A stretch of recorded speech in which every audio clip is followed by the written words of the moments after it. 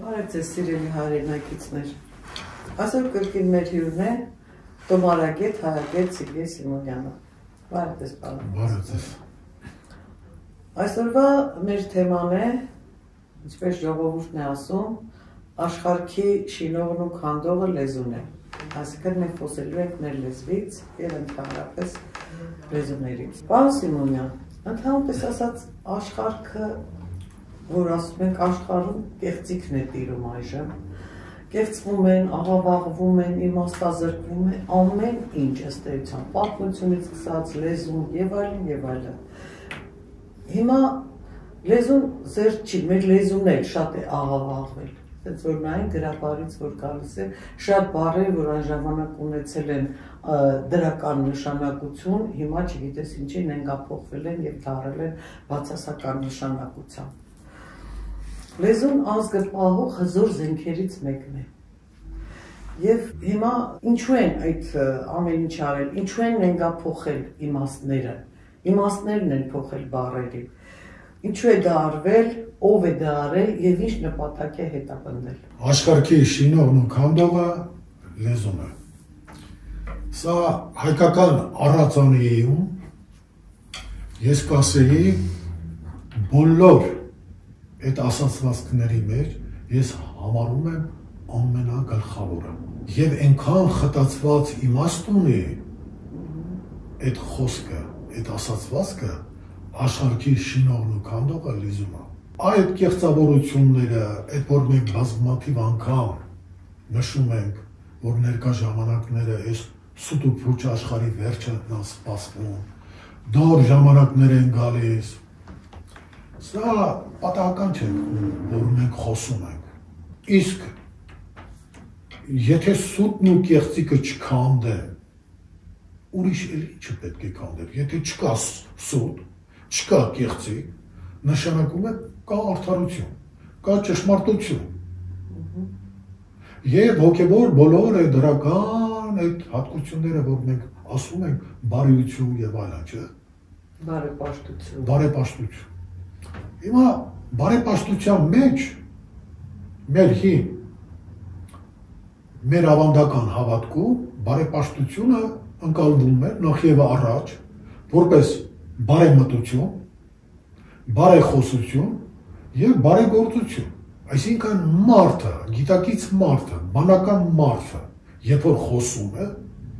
նա արտահայտում է իր մտքերը։ Եթե միտքը բարի չէ, այդ մարդու խոսքը կարող է բարի լինել, իհարկե ոչ։ Եթե միտքը բարի չէ, խոսքն էլ բարի չէ, նրա գործը ինչ պետք է լինի։ Ուրեմն այս երեք աստիճաններով, որ մենք նայում ենք, միտք, խոսք եւ գործ։ Այստեղ մենք տեսնում ենք, որ խոսքը շատ կարևոր դիրք է գրավում։ Իհարկե։ Եթե անմեղսունակ գործունեության մասին չի խոսքը, նպատակադրված, որոշակի կարող է դարձված լինի այդ գործառնությունը չարամտության, չարախոսության հետևանք, ապա մենք տեսնում ենք խոսքից շատ բան է կախված։ Եվ բոլոր հին քաղաքակրթություններում շատ ուրեմն գնահատված էր խոսքի ուժը, լեզուն։ Եվ դա համարվել է հայոց մեջ ավանդաբար փոխանցված, պատկերացնում ես նրա բանը խոսքի ուժը, լեզվի ուժը, ինչ աստիճանի է գնահատված, որ ասում է աշխարհքի շինողն ու քանդողը լեզուն է։ Մենք հին ժամանակներում հայոց աշխարհը, հայքը, այն լավ ոսկե դարաշրջան, որ մենք ասում ենք, որտեղ տիրում էր արդարությունը, որտեղ առաքինի էին մարդիկ, չարամտություն, չարախոսությունը կարող էին եզակի դրսևորումներ ունեին, բայց ընդհանուր դրսևորումներ չունեին, արդարությունը չափանիշ էր ամեն ինչում։ Մենք տեսանք, որ այդ բարձր քաղաքակրթությունը, արևային քաղաքակրթությունը, դարաշրջանների հաջորդաբար անկման հետ միասին հասանք այս ներկա ժամանակները, որ տեսնում ենք, լսում ենք, տեսնել ասած է հետևյալը նկատի ունեմ։ Մենք գիտենք կա գրավոր խոսք եւ կա բանավոր խոսք։ Գրավոր խոսքում մեր զգայարաններից առաջնային է տեսողությունը։ Բանավոր խոսում լսողությունը, աչքը եւ ականջը։ Ուրեմն այստեղ շատ կարևոր հարցադրումներ են առաջանում, արդիական, որ այդ գրավոր խոսքը, որ տեսողության հետ է կապված, եւ այդ բանավոր խոսքը, որ լսողության հետ է կապված, դա պետք է ուղիղ լինի, թե բանավոր խոսքը, թե գրավորը։ Ուղղագրություն, որ մենք ասում ենք, եւ շատ է կարևորվել մեր նախնիների կողմից գրավոր խոսքը, երբ որ գրավոր խոսքը ուղղագրությունը խաթարվում է, ապա սերունդներ հետո ավանդական, դասական ուղղագրությունից շեղված արդեն այդ խոսքը, գրավոր խոսքը, նոր սերունդները երբ որ ընթերցում են, իրենք բառերի խորհուրդները, բառերը որպես գրավոր պատկերներ, իրենք արդեն տեսողական առումով ընկալվում են խախտված, խեղաթյուրված, որովհետև պատկերագիր հասկացություն կա, բայց մեր այբուբենն էլ տառերը իրենց գրչական ձևի հետ կապված, դրանք պատկերներ են, և շատ հիմնավոր մոտեցում կա, որ այդ բոլոր տառերը արևապաշտության հետ կապված, արևագույնի քաղաքակրթությունից ժառանգված, դրանք արև խաչի ստացված որոշակի 36 տառեր են։ Մենք դրա մասին շատ ենք խոսել։ Այն ինչ որ մենք այբուբեն արեգականի մասին խոսել ենք, ասել ենք, մենք հիմա դրանց նորից չենք անդրադառնա, հիմնականում այսօրվա մեր թեման հետևյալն է։ Երբ որ մենք ասում ենք աշխարհի շինողն ու քանդողը լեզուն է, ուրեմն մենք պետք է լեզու հասկացությունը մի փոքր բացենք, որովհետև լեզու ասելով շատ բան կարելի հասկանալ։ Եզոպոսի առակներից մեկում կա եզան, այդ որ գնում է ճաշկերույթի համար, Եզոպոսին պատվիրում է տերը, որ գնա շուկայից բեր ամենալավ բանը։ Գնում է եզի, ոչ թե բուսական եզան լեզու, այլ եզի լեզուն բերում է և հիմնավորում է, թե ամենալավ բանը լեզուն է։ Իրոք, թեկուզ այդ ասացվածքը Եզոպոսի առակներից, որ երկրորդ անգամ էլ գնում է ամենավատ բանն է բերում, էլի լեզում է։ Սա շատ համահունչ է, մեր աշխարհի շինողն ու քանդողը լեզուն է։ Բայց այդ լեզուն կենդանի կլինի, կենդանի մարդ արարած կլինի, այդ լեզուն օրգան է։ Մենք որ նայում ենք բերան, բերանի խոռոչ, ատամնաշար, շուրթեր, լեզու, մակալեզու, չէ, խոռոչ, բերանի խոռոչ եւ այլն, չէ, եւ ձայնալարեր, այս ամբողջը հնարավորություն են տալի, որ բանական մարդը իր մտքում ծնված բաները, գաղափարները արտահայտի, հնչեցնի։ Այ կախված նրանից, որ դրա մտքում ծնված բանը, միտքը բարի է, հնչեցնում է, ուրեմն դա կարող է լինել բարեխոսություն կամ չարախոսություն։ Իսկ մենք գիտենք, որ առօրյա կյանքում, կառավարման համակարգում, հրամաններ որ տալիս են, հրահանգներ որ տալիս են, դա ինչպես է, կամ գրավոր խոսքով, կամ բանավոր, չէ։ Վերադասը իր ենթակային ստորադասին կամ գրավոր հրաման է տալիս, հրահանգ կամ հրաման, կամ բանավոր, կամ բանակում զինվորական ծառայության մեջ, չէ։ Այդ հրամանները ինչպես են հնչեցվում,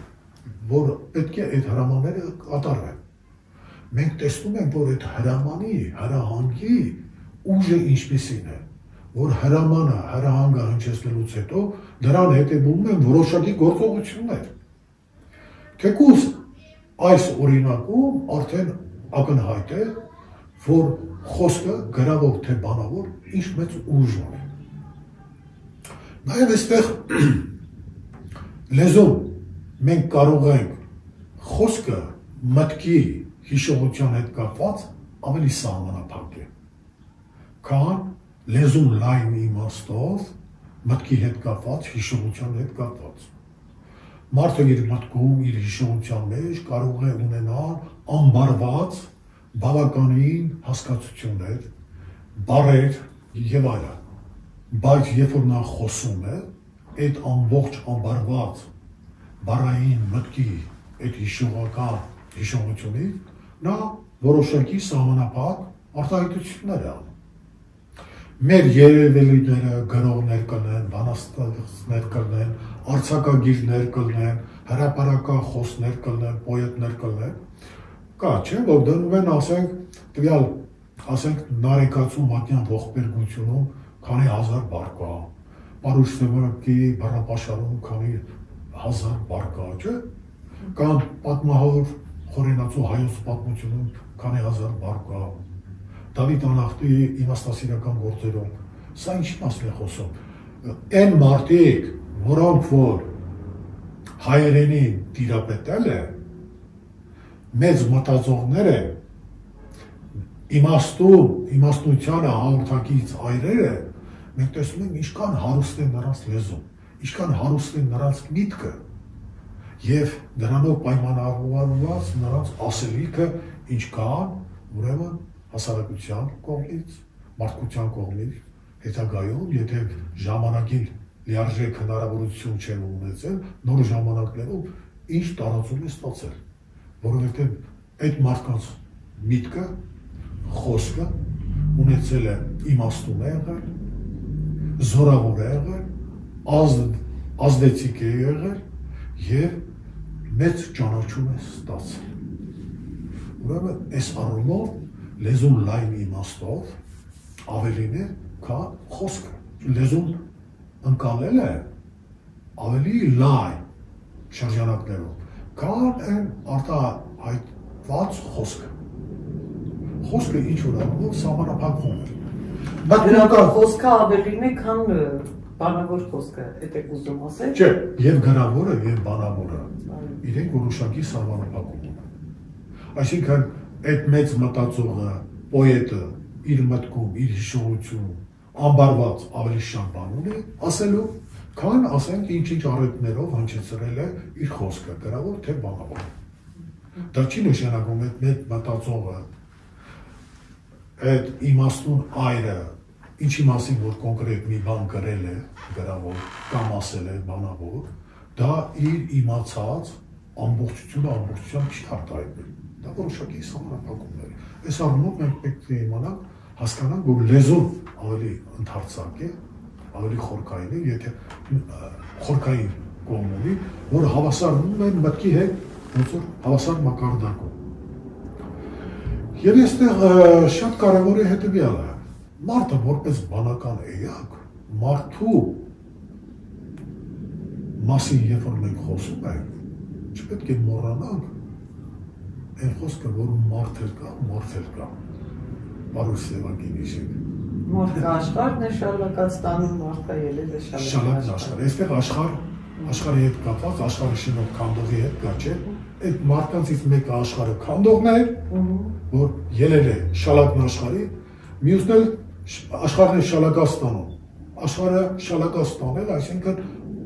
շենացնող, գրող, պահող, պահպանող։ Մենք տեսնում ենք, որ այս խորագրի հետ կապված այսօրվա մեր հաղորդումը խորտ չի եւ արդիական է հնչել, թեկուզ Պարուշ Սևակի տվյալներ բանավոր նշեցին, շատ կարևոր է եղել։ Ուրեմն մարդ էլ կա։ Եթե ամեն մարդը ունի իր խոսքը, իր մակարդակով, իր գիտակցական մակարդակով, ունի իր լեզուն, ունի իր արտահայտման ձևը։ Ձևը ունի արտահայտ։ Այսօր մենք ինչ ենք ականատես լինում։ Մարդիկ, որոնք որոշակի դիրք են գրավում պետական կառավարման համակարգում եւ լայն հասարակության համար ներկայումս ընձեռված այդ հնարավորություններին այնպիսի մտքեր կարող են արտահայտել, այնպիսի խոսք, արտահայտություններ, ականջի համար շատ տհաճ, շատ անհասկանալի, շատ խառնակիչ եւ այլն եւ այլն եւ այլն։ Եվ մենք տեսնում ենք այդ ամենի արդյունքում ինչ է կատարվում։ Հասարակական միտքը բախտորվում է։ Խժդոզություններ են առաջանում, հակամարտություններ, ատելություն են սերմանում եւ սրա հետևանքը անցանկալի հետևանքներ կարող են տեղի ունենալ։ Հիմա ես կուզենայի նաեւ որոշակիորեն մենք գանք նրան, որ լեզուն ընդհանուր ընդունված է, որ հաղորդակցության միջոց, ասենք հայ մարդիկ իրար հետ, հայերենով հաղորդակցվում են։ Բայց սա լեզվի ամբողջական հնարավորություն է։ Լեզուն ոչ միայն հաղորդակցման միջոց է, այլ լեզուն ճանաչողության, հասկացողության միջոց, որովհետև շատ լեզվական հասկացություններ, եզրույթներ, եզրեր, տերմիններ, դրանք պատահական չեն առաջացել եւ հնուցի վեր շատ կարևոր պատվիրան կար, որովհետեւ այս աշխարհը չքանդվի, պետք է իրերը անվանել իրենց անուններով։ Հիմա նոր ժամանակներով իրողություններ կան, երևույթներ կան, հասկացություններ կան,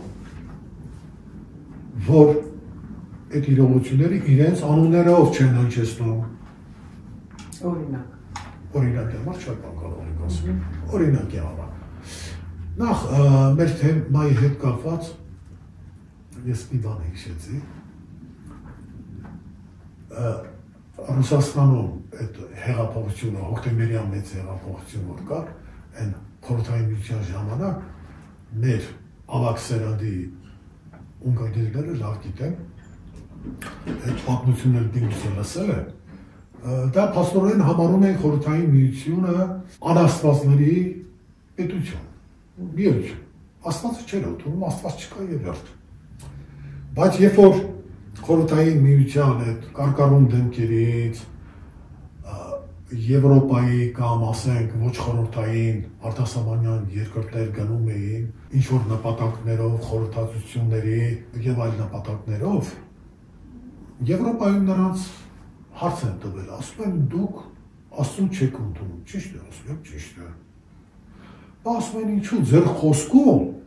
դուք միշտ Աստծուն ակնարկում եք։ Սրանք զարմանում են, թե մենք ինչ ենք ասում, որ Աստծուն մասին ակնարկում ենք։ Մենք որ խոսում ենք հարգալից քաղաքավարության բաներով, դուք ասում եք սպասիբա, սպասիբա, սպասիբա։ Սպասիբա Աստված փրկե։ Սպասի Բոգ։ Այ ձեր հարցը, որ դուք տվեցիք, այդպիսի այնքան բառեր կա, որ գրաբարից, դասական հայերենից մենք օգտագործում ենք եւ շատ շատերը նույնիսկ քրիստոնյան կամ մուտքից հետո այդ բառերը օգտագործում են չընդունելով հանդերձ հին հավատքը վերագրելով իհարկե դա բոլորը չի որ հիմա բան են անում բայց եղել է ժամանակին այդ նոր մուտքի ժամանակ հին բարեպաշտությունը դրեցին ոնց որ նշանաձողի ցածր համարեցին որպես կռապաշտություն, հետանոսություն եւ այլն բազմաստվածություն, այս պիտակավորումների հետ կապված շատ բառեր կա դուրս եկան կամ ընդունել կամաց մոռացության մոտ։ Օրինակ մենք ունենք դավանաբանություն։ Հիմա դավանանք։ Նոր հավատքով քրիստոնեական դավանանք բառը, դավանաբանություն օգտագործվում է։ Բանություն, կենսաբանություն ուրիշ բանությունի հետ կապված այնքան բաներ ենք ունենք, չէ՞, լեզվաբանություն եւ այլն։ Ինչ է, դավանաբանություն ուրեմն այդ դավի հետ կապված գիտությունն է, չէ՞։ Բայց արդյոք այդ նոր հավատքում դավը, դավադիր, չէ՞,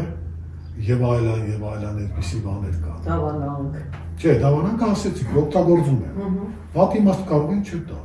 Ասենք քրիստոնեական դավանաբանություն։ Դե ասում եք ինչ կրոնես դու դավանում, չէ՞։ Այո։ Ուրեմն մեկ տեսնում եք մի տերկում է դևը, դավը, դիվը, դիցը, ակունքն եմ ես տանում։ Օգտագործում են մեխանիկորեն, այդ սպասիբակ։ Բայց հիմա մեխանիկորեն օգտագործում են առանց հասկանալու, որ դա իր ակունքներում լուսավոր, ոգեղեն աշխարհի հետ կապված, հոգևորի հետ կապված բառարմատներ են, թեկուզ Դավիթ անունը չի կարելի ասել, որ դա օտար անուն է։ Դա հայերեն է, մեր էպոսում Դավիթը որ կա։ Միանշանակ շատ բառեր, օրինակ, որ Անահիտի հետ կապված, Վահագնի հետ կապված, Միհրի հետ կապված, չէ։ Այսօր մենք հնչեցնում ենք, բայց մինչև խորհրդային միության կազմի մեջ մտնելը, չէ, առաջին հանրապետությունը եւ միջնադարում այս անունների հետ կապված որոշակի սահմանափակում կար։ Նոր հավատքը կրոնը Միհր անվան հետ կապված, Անահիտ անվան հետ կապված, Վահագնի հետ կապված, որ մենք ասեմ, Արամազդի հետ կապված, չէ, այդպես լայն ընդունելություն չէր գտել, որովհետև քրիստոնեական, այսպես ասած, մոտեցում կար, թեկուզ վերցնենք Ղևոն Դալիշյանի հին հավատքի, հայոց հին հավատքի հետ կապված իր ուսումնասիրությունը, մեր բոլոր դիցերին ասում է ոչ Աստվածներ, այսինքն ընթերցողը կարող է կոնկրետ չի հասկանում, որ ասում ես ոչ Աստված, լավ հասկացանք սա Աստված չէ, ապա ինչ, սա խոսում է նրա մասին, եթե մենք սկսենք արդեն կենցաղում ենք, բառեր ենք օգտագործում, մեխանիկորեն, մեքենայաբար, ասում ենք երկիր, երկինք, օգտագործում ենք, բայց եթե հարցնես լավ, մինչև քրիստոնեության ընդունելությունը, մինչև այսպես ասած մաշտոցը,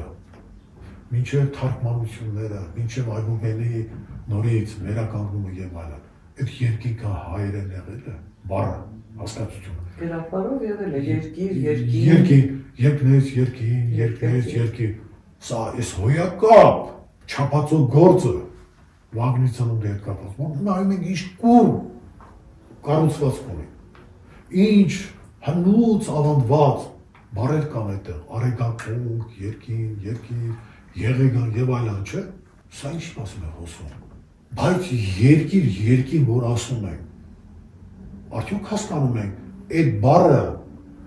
աշխարհ շինողն ու քանդողը լեզուն է, այսօր այդ բառը մենք օգտագործում ենք, բայց չենք հասկանում, աշխարհի հետ ոնց է կապված այդ բառերը,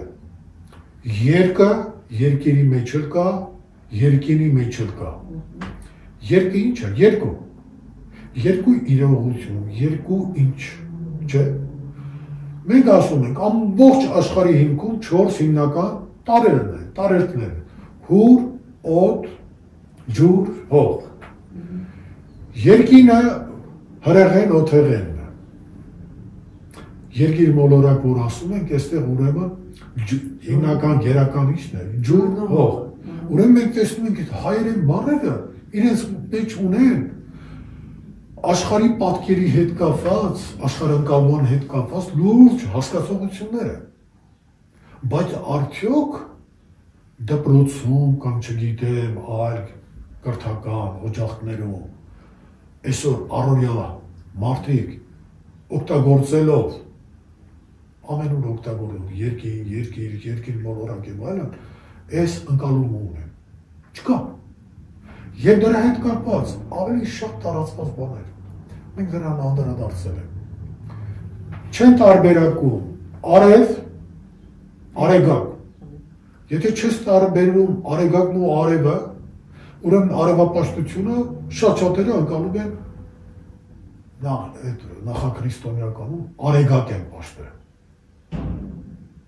բայց արևապաշտությունը դա արեգակի պաշտանում չէ,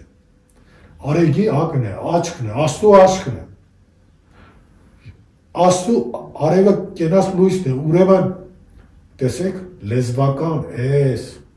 անհասկացողությունը, որ չի բառերը խեղաթյուրվում է,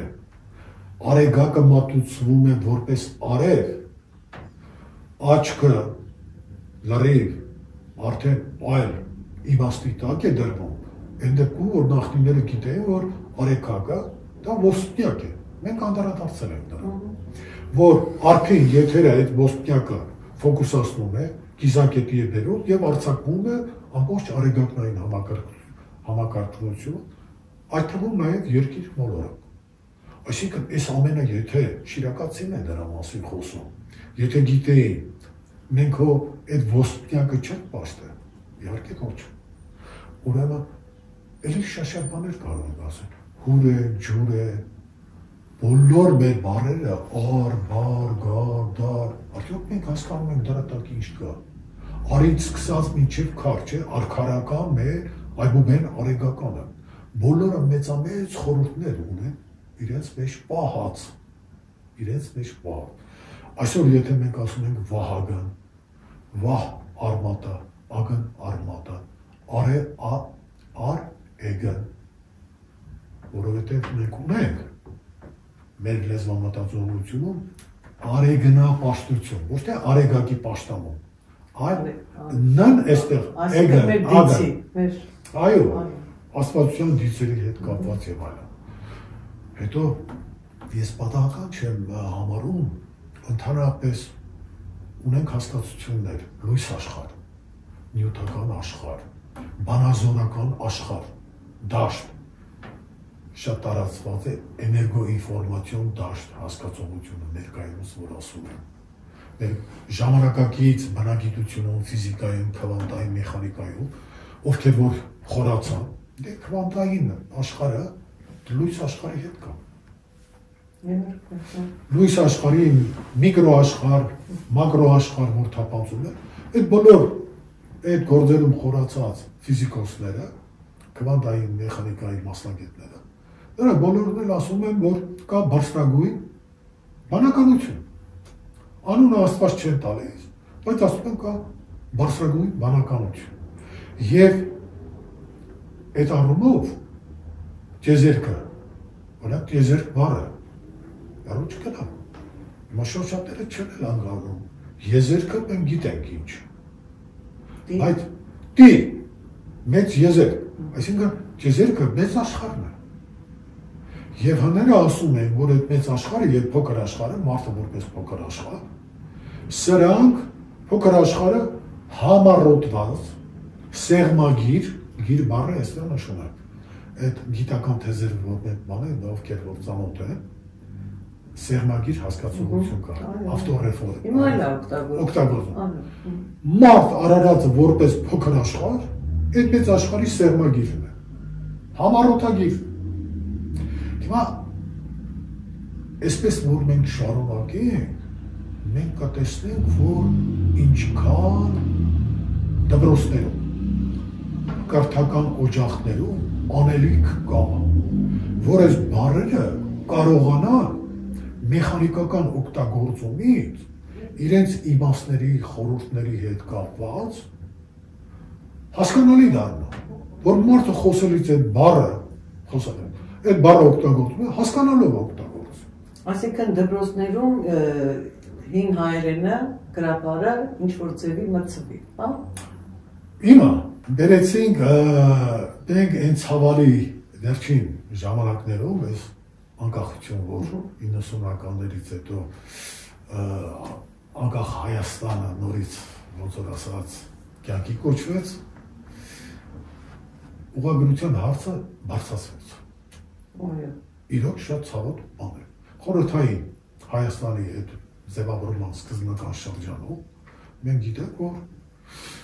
ուղղագրությունը փոփոխության է ենթարկվել։ Հայերեն դասականը ուղղագրությունը այդ դիջին հայերենում արդեն միջնադարից սկսված էլի ուղղագրության փոփոխություն է եղել։ Դե լեզուն անդադ ինչ-որ զարգացում է ապրում։ Ես այսպես կասեմ, այդ թեզը, այդ մոտեցումը, որ անընդհատ արգացումը, արգը որ կա, հասկացողությունը գնում է, որ զարգացումը պետք է միշտ դեպի լավը լինի։ Բայց հիմա այս ինչ անկումով կա, կործանումը կա, քայքայումը կա, դա մենք չենք կարող ժամանակի, խոսել ենք ժամանակի մասին, ուղղագիծ, որ գնում է, համարենք, որ ժամանակի մեջ մենք զարգանում, ընդհակառակը մենք ասացինք, որ ժամանակը ցիկլիկ բնույթ ունի, անկման շրջան կա, վայրընթաց ժամանակ կա եւ վերելքի շրջան կա։ Ուրեմն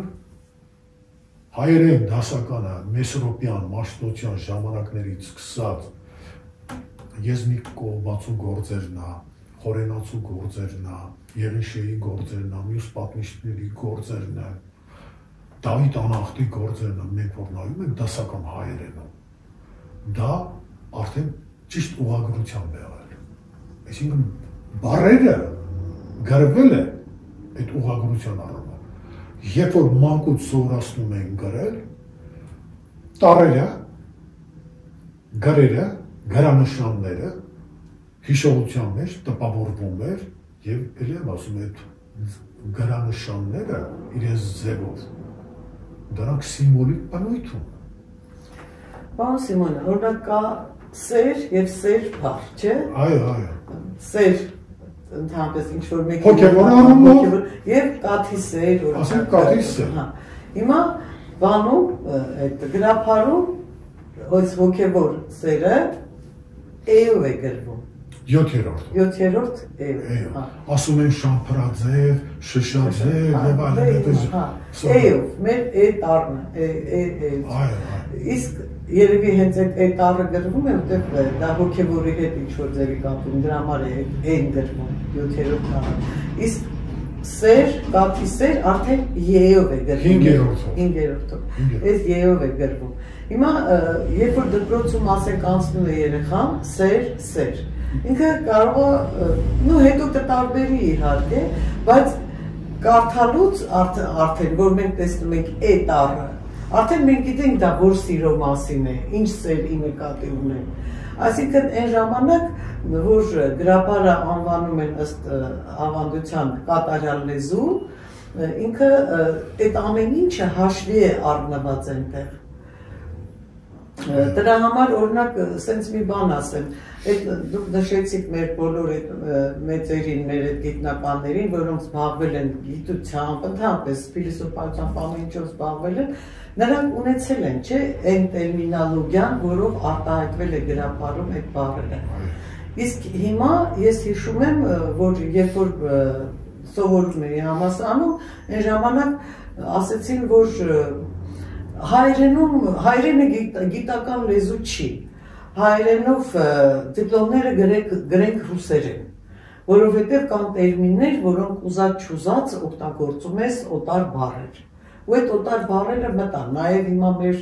հայերեն դասագրքերում, թե ֆիզիկա, մաթեմատիկա, փիլիսոփայություն, այնտեղ օգտագործվում են այդ օտար բառերը, բայց չէ որ մենք ունեցել ենք դա։ Եվ ունենք։ Դա չի նշանակում, եթե չենք օգտագործում, չունենք։ Հա։ Այսինքն մենք կարող ենք նաև այդ ունեցած բառերը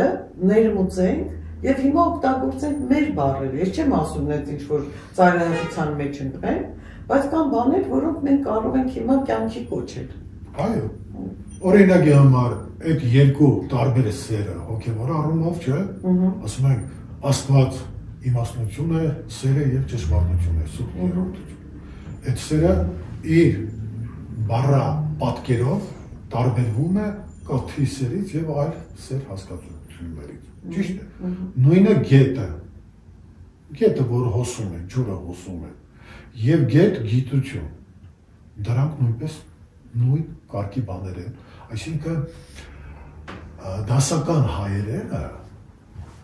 բառերը որ գրի է դառնում, ուրեմն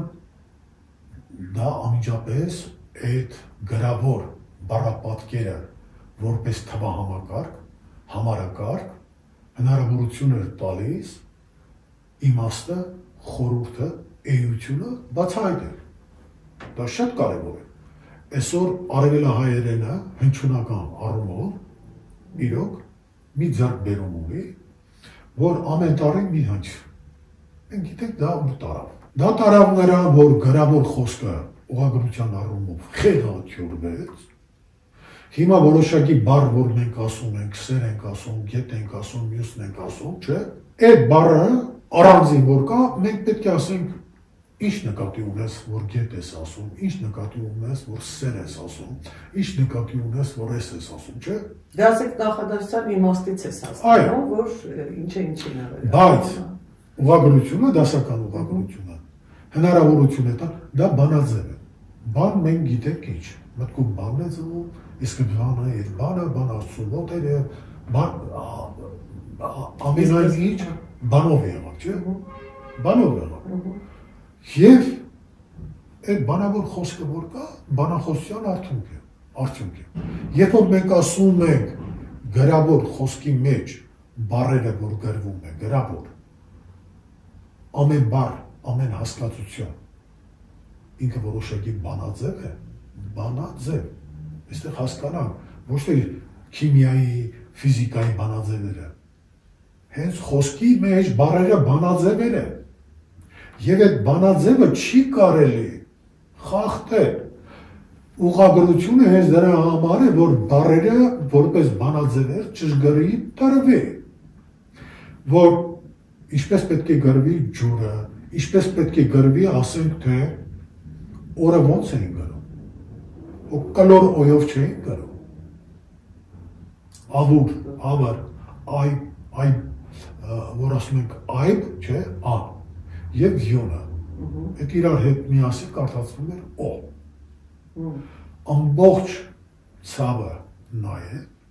որ ներկա ժամանակներում լեզվաբանները չգիտես ինչու այն դրույթը, հիմնադրույթը շրջանառության մեջ դրեցին, որ Մաշտոցյան այբում բենը ամեն տարին համապատասխան է մեկ քնչ։ Այն դեպքում, որ հայոց լեզուն, հայերենը այդքան հարուստ, այնքան հնչյուններ ունի, որ ասել բոլոր հնչյունները 36-ի հետագրված, ուղղակի անընդունելի է։ Հայ մարդը կարող էր ֆ հնչյունը հնչեցնել, ճիշտ է։ Բայց փ գրել։ Հա, այսինքն մենք կարող ենք այդ տառերով որպես ուղղագրություն բանաձև է գրել, բայց իմանալ ինչպես հնչեցնել։ Հիմա ասենք վերցնենք անգլերենը, անգեղերենը։ Ես պատահական չեմ ասում անգեղերեն, որովհետև Ջոն Գորդոն Բայրոնի հետ կապված, լեզվի հետ կապված, գրապարի հետ կապված, պետք է մենք անդրադարձում ենք։ Անգլերեն, որ ընթերցում ենք այնքան բացառություններ կա, չէ՞, այսպես գրված է, այստեղ պետք է այսպես ընթերցվի, այս վանկի, այս եթե փակ վանք է, բաց վանք է, ոնց պետք է հնչեցվի, չէ՞։ Որևէ մեկը չի ասում, այդքան բացառություններ, այդքան բաների չեք մտցրել։ Այնպես սարքեք ուղղագրություն ասենք անգլերենի, որ չհիշենք, թե որ դիրքում ինչ պետք է կարդացվի, ոնց պետք է կարդացվի, փակ վանկում A, B, C, D, որ ասում եք, ոնց կարդացվի, ինչ արվի։ Այս ամենը շատ կարևոր է։ Հիմա, որ անգլերենի մասին մենք զրուցեցինք, ուրեմն մենք Բայրոնին էլ անդրադառնանք, ովքեր Բայրոնի կյանքի գործունեությանը ծանոթ է, այս մարդը ժամանակի քաղաքական, ռազմական, հեղափոխական, չգիտեմ, ազգային գործերի մեջ եւ բոլոր գործերի մեջ կար։ Բայց մենք տեսնում ենք, որ այս ամենով հանդերձ եւ մեզ ներդրում ունենալով անգլերեն լեզվի մեջ, Շեքսպիր, Բայրոն եւ այլն, ոչ ես կողմ, ոչ են կողմ, եկավ Սուրբ Ղազար, Մխիթարյանների միաբանություն, ամիսներ շարունակ սկսեց դասական հայերեն գրապար սովորել։ Հիմա ինչ էր լսել, իրական ջիր ինչ էր սկսացել, ինչ նպատակ ուներ, ինչով էր ուղղորդվում իր, վերջում արդեն մենք տեղյակ ենք, որ ասում էր հայերենը աստվածաշունչ լեզու է, աստվածների լեզու է, այն առաջնային լեզուն է, որ հայերենը ուսումնասիրելով, խոնանալով եւ այլն, այդ ամբողջ ջանքերը, այն աշխատանքը իզուր չեն ասնի, դա պտուղները, այդ ամեն ինչը մարդ ավելի կրկնապատիկ, եռապատիկ, այդ հարստությունը լեզվական ինքը ձեռք կբերի, չէ՞։ Դրա մասին ասում եմ։ Բայց հիմա Երևանում եւ այլուր մենք տեսնում ենք գովազդի ուրեմն վահանակներ կան, չէ՞։ Լատինատար, անգլերենով։ Ես երևակայությունը սպանում եմ, ասում եմ Ջոն Գորդոն Լորդ Բայրոնը, որ գար Երևանով զբոսնել էր։ Ու այդ բոլոր վահանակները, ցուցանակները, որ ընթերցել, ինչ էր մտածելու այսօրվա հայության մասին։ Կասեր, այ խելոքներ, ես իմ երկարել չի ապրել, կյանքում տրամարեցի, գնացի հայերեն դասական ուսումնասիրեցի, համայն աշխարհի իմ շրջապատում ասեցի, լեզուկը աստվածաշունչ լեզու է, արևաշունչ լեզու է, լեզուն որպես խորհուրդների համակարգ, դուք այսքանը բանը ձեզելը այսօր տեղ հասել, դուք ուրեմն հայերենը ոսկե եղենի թողել է անգլերենի գիրքն եք ընկել, բայց դուք չեք ամաչում։ Պարոն Սիմոնյան, այսպես ստացվում է մենք ենք մեղավոր, որ մեր օտարամոլությունն է բերել մեր բառերի, մեր իմաստների փոփոխությանը, թե ստիպել են, որ փոխվի։ Այստեղ ուրեմն մենք կխոսենք լեզվական դիվերսիա մասին։ Դիվերսիոն, այդ հարձակում, դիվերսիան հայերեն խափարարություն է, խափարարության մասին։ Հին ժամանակներից էլ եղել է, որ եթե նվաճում են որոշակի պետությունը, որոշակի ազգային իր մշակույթով միջավայրը, աշխատել են իրենց դիցերի, աստվածությունների անունները պարտադրել։ Ազգային ավանդական դիցանունները, պաշտամունքային եւ այլն անվանումները կարևոր դրանք փոխարինել նորերով։ Տեղանունները։ Այն տեղանունների հետ կապված լավ հիշատակեցիք։ Մենք գիտենք, թե այս մեր տեղանունների հետ ժամանակի ընթացքում ինչ խաղեր են տվել։ Այո։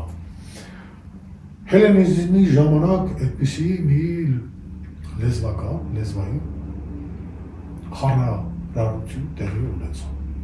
Մենք գիտենք ինչ է տեղի ունեցավ։ Հետո քրիստոնեության մուտքից հետո նույնպես այդպիսի ազդեցություններ եղան խափանարար։ Արգելքների, որ բառեր կան, որ չի կարելի օգտագործել եւ այլն, այս բառերը սա ներկա ժամանակում հիբրիդային, ուրեմն այդ լեզվական միջամտությունը, խափարարությունը, որ կա, դիվերսիա, սա հեռահար ռազմավարական նպատակում է եւ առ այսօր գործում է։ Եվ ներկա ժամանակներում առավել ևս այդ օտարամոլությունը, դե շատ-շատերի ինչով է այս ուղով գնում, որովհետեւ ասենք անգլերենը իր տարածվածության ներկա ժամանակներում ինչպիսին է, չէ, նրա իմացությունը իրենց հնարավորություն է տալիս այդ ինֆորմացիա տեղեկատվությանը տիրապետել եւ ժամանակակից այդ հաղորդակցության միջոցների օգտագործել։ Պատճառներից մեկը դա է, բայց մենք ասացինք, որ լեզուն ոչ միայն հաղորդակցության միջոց է, առավել ևս այն հին լեզուները, չմոռանանք ասենք, որ կան լեզուներ, որ սուրբ լեզուներ են անվանում, աստվածատուր լեզուներ են անվանում, արարչական լեզուներ են, հայերենը արարչածին լեզու է, աստվածային լեզու է, սուրբ լեզու է, նկատի ունեմ մեր դասական հայերենը, կատարյալ լեզու է, այդ կատարելության մասին օտարներն են ասել։ Հիմա այդ կատարյալ լեզուն, աստվածաշունչ լեզուն, արարչածին լեզուն, ոնց կարելի է ակադեմիական լեզվաբանության մեջ վերագրել, որ սա գրապարը մեռած լեզու է։ Ուղղակի ժպիտ եւ ծիծաղ է առաջացնում։ Այն լեզու, որը կենթանի լեզու է, ոնց կարող է աստվածաշունչ լեզուն ներնի Եթե Աստծո հաստատություն լեզու մեռել է, ուրեմն Աստված էլ է մեռել։ Ո՞նց կարելի է այդպիսի մոտեցումը։ Ուրեմն աշխարհաբնարը մեր արևելահայերենը եւ արևմտահայերենը, որ կա, այդ բոլորի բառերի արմատները ամբողջ գալիս են մեր դասական հայերեն։ Վերապարեն։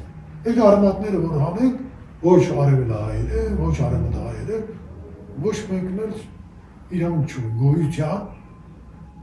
չէին կարող գոյություն ունենալ։ Հիմա շատ մեծ խնդիր կա։ Այդ որ ասում ենք, սա ասորքի շինողն ու քանդողը որ լեզուն է, ուրեմն այդները հայոց աշխարհը շինող լեզուն է, հայերեն դասականն է։ Մաքուր, աստվածաշունչ, արևաշունչ հայերեն է։ Հիմա սա ոնց նոր ժամանակներին ընդառաջ կյանքի կոչ։ Ուրեմն նախ այն մարդիկ, երբ որ արդեն կան լեզվաբաններ, բանասերներ եւ այլն, որոնք նույնպես այդպես են մտածում, ուրեմն առաջի հերթին լեզվաբանները, բանասերները, մտավորականները, արձակագիրները, պոետները, այս մարդիկ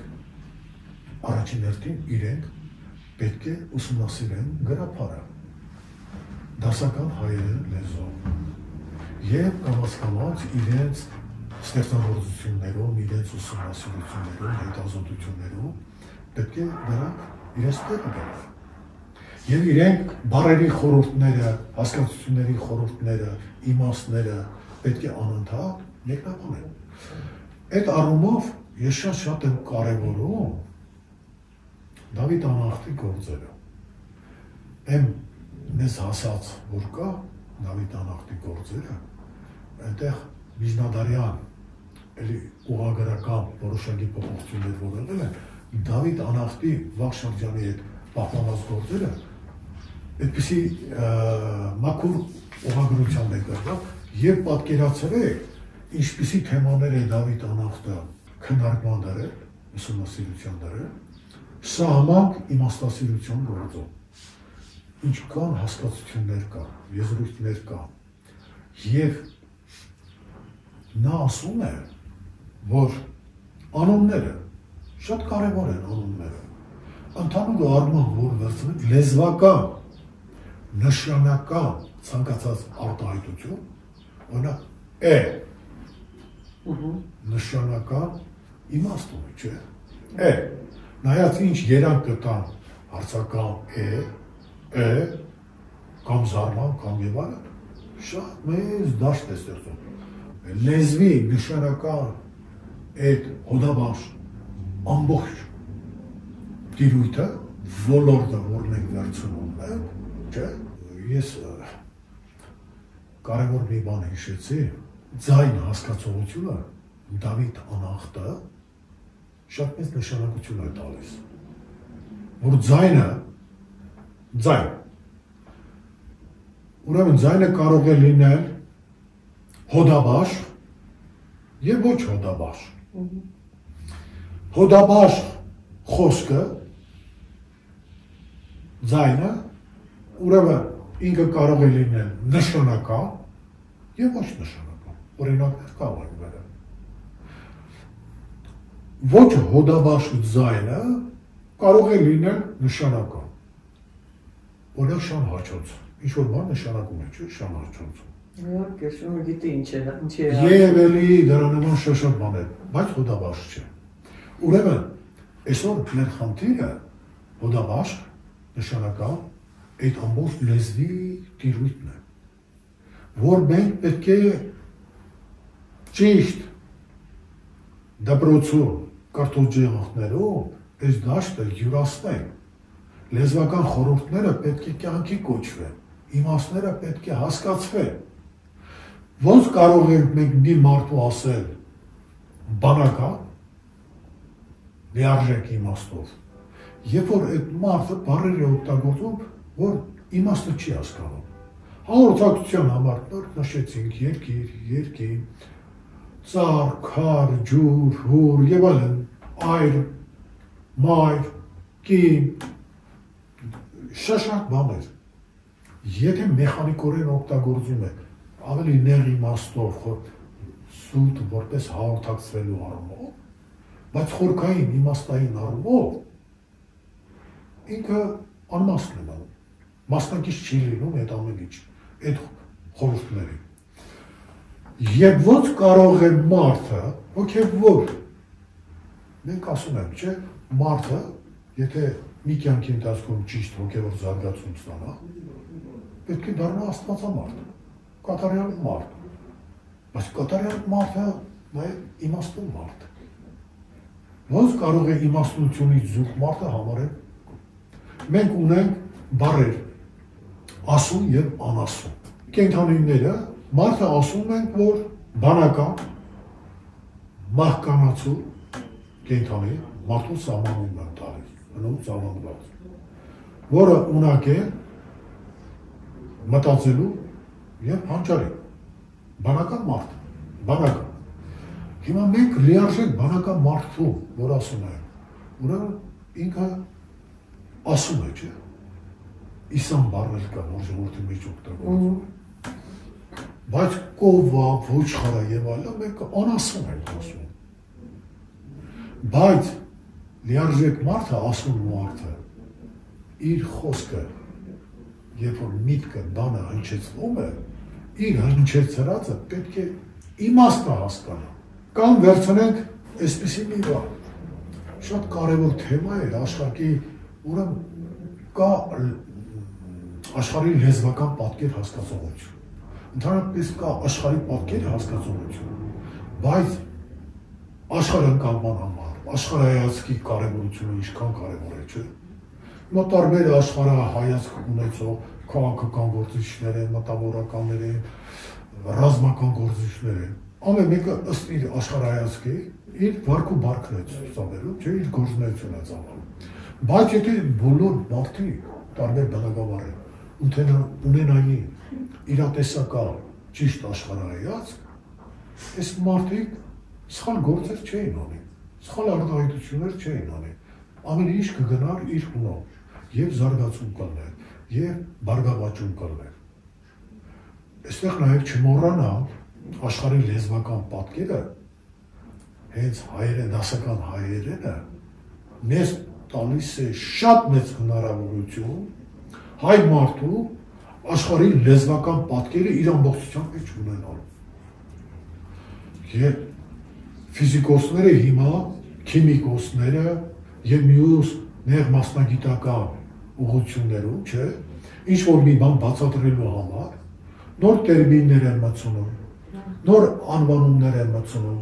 եւ հատուկ այդ ֆիզիկայի, կվանտային մեխանիկայի գրքերը, ուսումնասիրությունները որ կարդում են, եթե այդ եզրույթները, եզրերը, տերմինները, հասկացությունները նախորդ չյուրացնի, ընթերցողը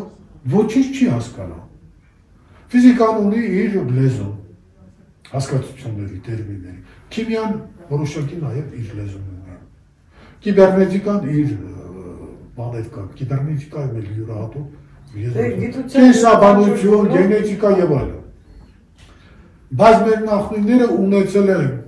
եւ ունենք, որ պետք է բանը, մի լեզու, որը հնարավորություն է տալիս աշխարհի լեզվական պատկերը ճիշտ տալու եւ ֆիզիկոսը թող դա օգտագործի այդ լեզուն եւ քիմիկոսը եւ մյուսը եւ մյուսը եւ մյուսը։ Այստեղից նաեւ շատ մի կարևոր միտք, խնդիր, որ այսօր խնդրահարույց է։ Ժամանակակից գիտությունը իր բազմաթիվ ճյուղավորումներով եւ այլն, ասում են մարդու ուղեղը կենսահամակարգիչ, այնպես ասեմ, որ անգլերենի միտակները հիմա բիոկոմպյուտերը կամ քվանտային ասում են, քվանտային։ Հիմա դիտք կա, որ քվանտային համակարգիչներ կա։ Հիմա հարց է առաջանում։ Բոլոր այդ համակարգիչները որ կա, լավ, այդ դասի ամենակատարելագործը։ Հնարավորությունների առումով բոլոր մասնագետները ասում են, որ մարդու ուղեղի կենսահամակարգիչին հնարավորությունը բոլորը զիջում են, մեզ հայտնի։ Դա ուրիշ հարց է, որ մարդիկ ունենալով իր անձնական կենսահամակարգիչը, օգտագործում է նրա հնարավորությունների 3-ից 5, 6, 7 նայած մարդ, բայց 10%-ից ոչ ավելի։ Ապա հարց է առաջանում։ Իսկ եթե մարդ Արարատը որպես բանական էակ, ինքը իր կենսահամակարգչի ընձեռած հնարավորությունները 90% օգտագործեր, այդ մարդը ինչի էր ընդունում։ Այդ մարդը կարող է շատ բաներ փոխել, ազդել ուրիշ մարդկանց մտքերի վրա, ազդել բնության տարերքների վրա, խոսքը այնքան ուժ կունենար, այս կենսահամակարգիչն էլ այնպիսի ճառակում կունենար, իր բանազորական դաշտը կստեղծեր, հաղորդության մեջ կլներ լույս աշխարհի հետ, վերին աստվածային բանականությունների հետ, աստվածությունների հետ։ Եթե պետք է նրա հարամանով, նրա հարանգով անձրև կլներ, եթե պետք է այդ առումով կային հատուկ օրհնանքներ, չէ, որ այդպիսի մարդկանց օրհնությունը ստանալով տվյալ անձնավորությունը կարծես թե այնպիսի մի բան էր ստանում, այսինքն խոսքի ուժը, օրհնության ուժը, դա իհարկե ինչ որտեղ անեծքի, կամ չմոռանանք, արևելքում այդ կային հատուկ հրահանգներ, մանտրաներ են կոչվում, որոշ բառեր են, որոշակի հնչեղությամբ, երբ որ ասվում են, ճիշտ տեղում, ճիշտ ժամանակին, ճիշտ արտահայտությամբ, դրանք ուժ ունեն։ Խոսքը մեծ ուժ ունի, լեզուն։ Մենք եկանք այդ առումով օրինակ քրիստոնեության մեջ մեզ տեղ է տրված աղոթքի, տերունական աղոթք, ուրիշ աղոթք, օրհնություններ եւ այլն, չէ, սամոսներ, դա որ հնչեցվում է, ասվում է եւ այլն։ Նույնիսկ մատյան ողբերգությանը նարեկացում որ կա, խազագրերով որ գրվում է, որ այդ ամբողջ մատյան ողբերգության այդ երկը ոնց պետք է երկեցիկ, նույնիսկ կարելի ասել, այդ խազագրությամբ որ արդեն ասված է, որ ամբողջը խազագրված է, այսինքն ինչ ելևեժներով, ոնց պետք է հնչեցվի, որ դա ազդեցիկ լինի, որ դա հաղորդություն դառնա, այս հնուց է գալիս, խոսքի ուժը հենց նրա հետ է կապված եւ այստեղից նաեւ շատ կարեւոր մեր դասական հայերենի հետ կապված, գրաբարի հետ կապված, եթե դասական հայերենը գրաբարը աստվածների լեզուն, աստվածային լեզուն, արևաշուրջ լեզուն, աստվածաշուրջ լեզուն է, դուք պատկերացնում եք, եթե իր ճիշտ ուղղագրությամբ աչքի համար, տեսողության համար եւ իր հնչողությամբ բանավոր լեզուն ականջի համար, լսողության համար։ Չէ որ առաջին հերթին ուղեղը որպես կենսահամակարգիչ ծրագրվում է, թե մենք ինչ ենք տեսնում, մենք ինչ ենք լսում, ճիշտ է թե չէ։ Մենք ինչ ենք ասում։ Դա հետո սա տպավորվում է մանուկ երեխայական ժամանակի, փաստորեն մարդ Արարատը, որ բանական է կոչվում, ասում է կոչվում, այս առումով դեռևս այս 3-րդ հազարամյակի սկզբում 21-րդ դարաշրջան ենք մտել, այս առումով կենսահամակարգիչը մարդկան ճիշտ չի ծրագրվում։ Պատահական ես չեմ համարում, որ կա այդ NLP, որ ասում է, նյարդա լեզվաբանական ծրագրավորում, NLP հայերենում, դա ինչ է նշանակում։ Այսինքն լեզուն ունի ծրագրավորելու ուժ, հնարավորություն։ Հիմա եթե կենսահամակարգիչը, մենք գիտենք բոլոր ժամանակից կենսահամակարգիչները ունեն ծրագրավորման լեզուներ։ Այդ դեպքում մարդ Արարատ, դու որ արդեն քո համար զարմանալի չի, արդեն հասկանում ես, որ այս համակարգիչները, որ այսպես տարածվում են, չէ, եւ զարգանում են, գնում են, քվանտային ուրեմն համակարգիչներին են ուզում, որ անցնեն եւ այլն, եւ արհեստական ինտելեկտի հետ կապված որոշակի կենսահամակարգիչներ, իհարկե դա մի ուրիշ թեմա է, հա, այս կենսահամակարգիչը դու երբ պետք է ճիշտ ծրագրավորես, ինչ լեզվով ես ծրագրավորելու, ինչ լեզվով ես ծրագրավորելու, ճիշտ ծրագրավորելու, որ այս հզորագույն Աստծո պարգևը ճիշտ աշխատի,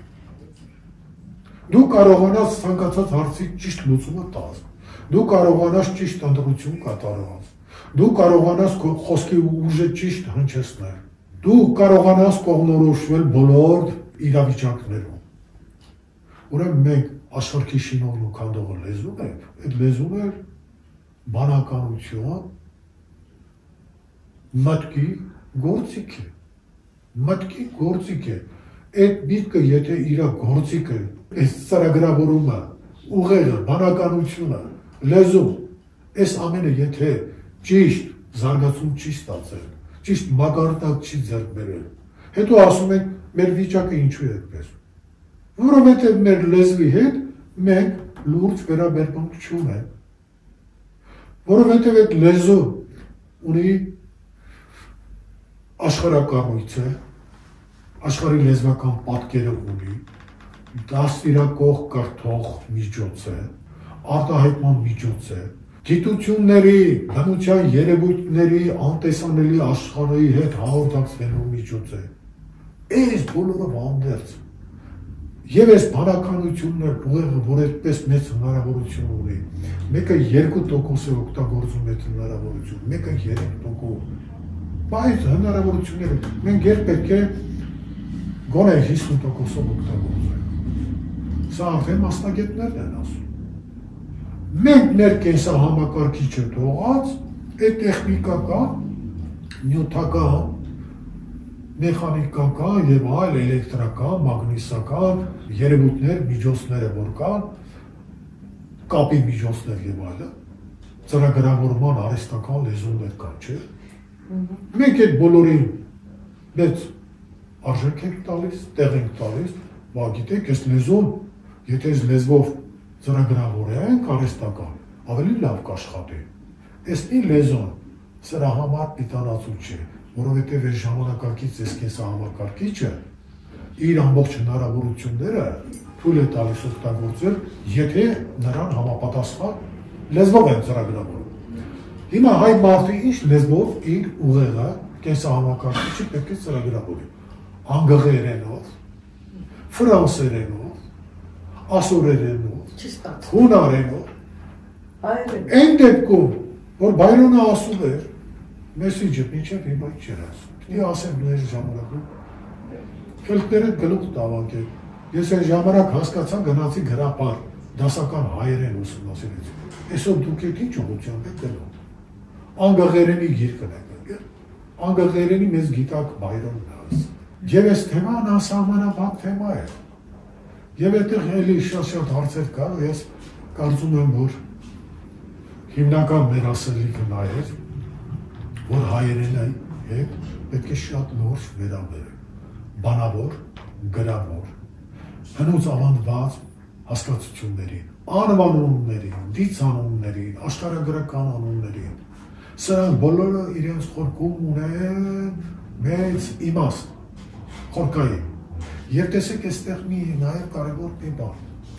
մեր աչքը մեր ականջը ինչ-որ տեսնում է, չէ, մենք նյութական այդ ինչ-որ կա, դա մեր մտքում, մեր հիշողությունում որպես հասկացություններ են, չէ գնում, բայց այդ հասկացությունները, այդ մտքերը, այդ բանաձևերը, դա արդեն նյութականից անջատվում է, և մտքի տիրույթում, լեզվի տիրույթում, մեր հիշողության է, դա այն կամրջող ոլորտն է, բանազորական դաշտն է, որ աստվածային ոլորտի հետ հաղորդվում ենք, ճիշտ հասկանում ենք, այնտեղից ստանում ենք, հաղորդագրություն, այստեղից մի հաղորդագրություն ուղարկում ենք, և լեզվի հետ կապված ինչքան խորհուրդներ կան, չէ, ինչքան չափածո արձակ նվիրված գործեր կան, որ մայրենի լեզուն շատ կարևոր է, անաղարտ պահել, բանավորը, գրավորը, դա մեր լինելության հետ է կապված, լինել կամ չլինել, լեզու ունեցար կլինես, չունեցար ուրեմն կործանված ես, լեզունա ձևավորում քո ազգային լեզունա ձևավորում քո ազգային դիմագիծը, ազգային լեզունա ձևավորում քո ամբողջ մշակույթը,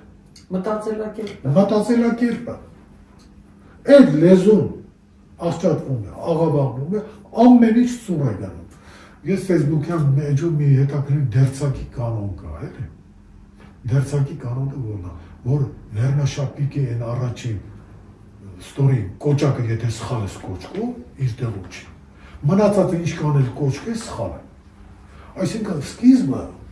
այդ սկիզբը, այդ կոճակը, որ ճիշտ պետք է կոճկում, դա պետք է լեզվի հետ կապել։ Դա մշակույթի հիմքն է, բանական մարդու հիմքն է, ասում մարդու հիմքն է։ Շնորհակալություն, պարոն Սիմոնյան, տեսցեմ սիրել հայրենիք։